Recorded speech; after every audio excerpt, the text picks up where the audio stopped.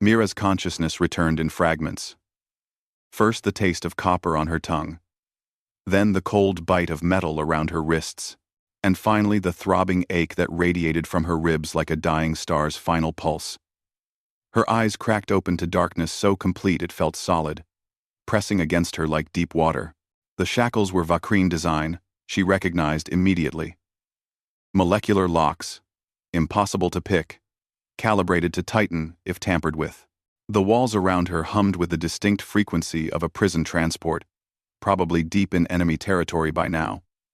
48 hours since the ambush on Kepler Station. 48 hours since her unit had been scattered like seeds in a storm. Mira tested her bonds carefully, feeling the alloy dig into her skin. The Vakrine weren't known for mercy, they were apex predators from a world where only the strong survived infancy, where compassion was considered a evolutionary dead end. To them, humans were prey species that had gotten lucky with opposable thumbs and fire. A scratching sound pulled her attention downward. At first, she thought it was pipes or the ship's superstructure settling. But the rhythm was wrong, too purposeful, too organic. Mira's military training kicked in, despite her exhaustion. She held her breath, listening. Scratch. Scratch. Scratch. Pause. Scratch. It was coming from beneath the deck plates. Impossible, she whispered to the darkness. They were in deep space. Nothing could be tunneling through a starship's hull. Nothing should survive the vacuum, even if they could. The scratching grew louder, more insistent.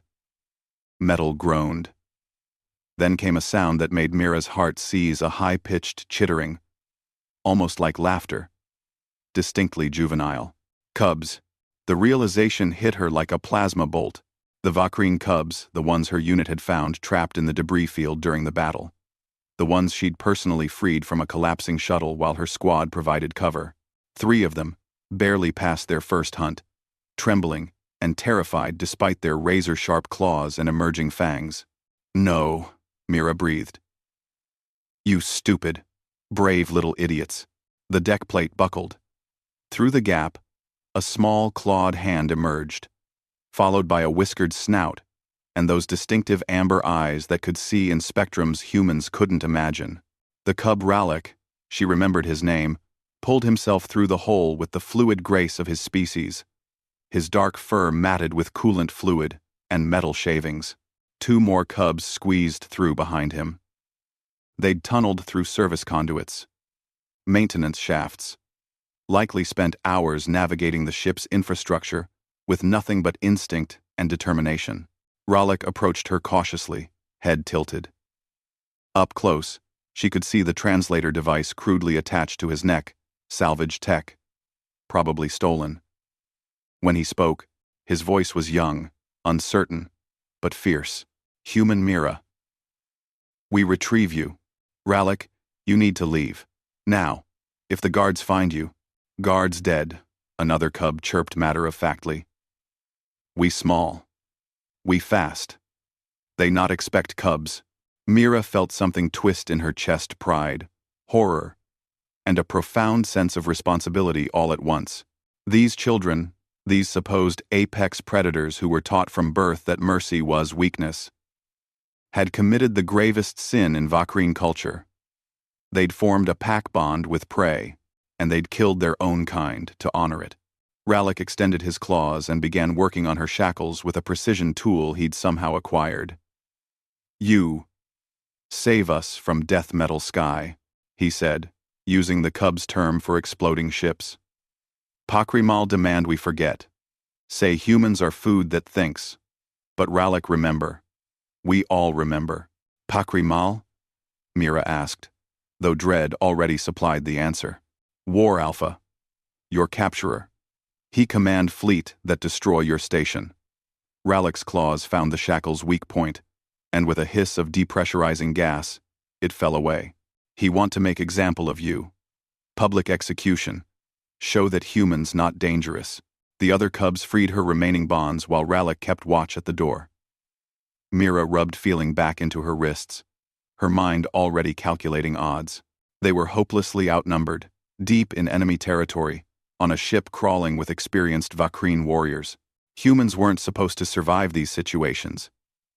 Humans were supposed to be fragile, slow, weak, evolutionary accidents that stumbled into sentience. But humans were also supposed to be extinct when the Ice Age hit. They were supposed to drown when the floods came. They were supposed to collapse when their civilizations burned. Instead, they'd learn to make fire, build boats, and rise from ashes. Mira stood on shaky legs and looked down at the three cubs who'd tunneled through a warship to save her cubs, whose society would exile them for this, who'd chosen pack loyalty over species superiority, who'd proven that perhaps the Vakrine understanding of strength was incomplete. "All right," she said, her voice steadier than she felt. "Here's what we're going to do. The Vakrine think humans are weak because we show mercy. They think compassion is vulnerability." Rallick tilted his head. Mira smiled, and there was something predatory in it, something that made even the young Vakrine recognize a hunter. "No, Rallick. Compassion is what makes us terrifying, because it means we don't fight alone. It means we turn enemies into allies. It means we inspire loyalty that transcends logic and survives against impossible odds." She placed a hand on each cub's head, feeling the softness of their fur, the warmth of life that she'd chosen to preserve when military logic said, "Leave them." It means 3 cubs tunnel through a warship for someone who showed them kindness. And that, little ones, is why humans always find a way. The prison transport shuddered as alarms began to wail. Somewhere, someone had discovered the bodies. Somewhere, Pakrimal was realizing his prize had been freed by the very weakness he despised. Mira picked up a discarded plasma cutter and checked its charge. "Come on, let's show them what prey species can do when you give them a reason to fight." The cubs chittered in unison the Vakrine sound for joy and followed her into the corridor. Above them, around them, a warship full of apex predators hunted. But in that moment, Mira wasn't afraid. She'd learned something the Vakrine never had. That the pack you choose is stronger than the pack you're born to. And that sometimes, the fiercest predator is the one who fights not just to survive, but to protect those who place their trust in you. Humanity. Fuck yeah.